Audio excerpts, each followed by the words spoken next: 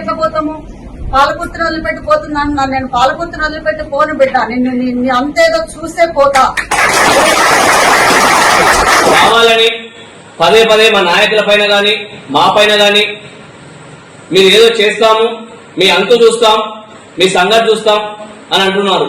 అంతు చూడమంటే దయచేసి ఝాన్సీ రెడ్డి మేడం గారు కూడా మీరు కూడా ఆలోచన చేయాలి.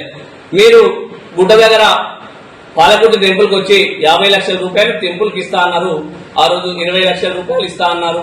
దాని గురించి ఏంది అని ప్రశ్నిస్తున్నాం. అలాగే నా యొక్క స్కిల్ డెవలప్మెంట్ ప్రోగ్రాం పెట్టేసి ఇక్కడనే అనేక మంది ఉద్యోగాలు ఇప్పిస్తాము. అలాగే ఎమ్మెల్యే గారి ఒక శాలరీని కూడా పూర్తి స్థాయిలో మేము ప్రజలకే పంచుతాము. ఇవన్నీ కూడా మా యొక్క నాయకులు వాళ్ళ వీళ్ళ ప్రశ్నించే ఆలోచన ఉన్నందుకు మీరు అంతు చూస్తా అంటున్నారా? దయచేసి ఒక్కసారి మీరు ఆలోచన చేసుకుంటే బాగుంటుందనేది కూడా మీ సందర్భంగా తెలియజేస్తున్నాం.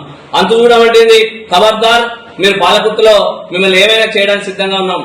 దయచేసి ప్రతిపక్షంగా చేయాల్సిన పనులేంది, పాలకుర్తి అభివృద్ధి ఎంత చేస్తారో ఆలోచన చేయండి తప్ప అంతులు చూస్తే మాత్రం ఇక్కడ పాలకుర్తిలో మేము చేసేది కూడా ఏం లేదు.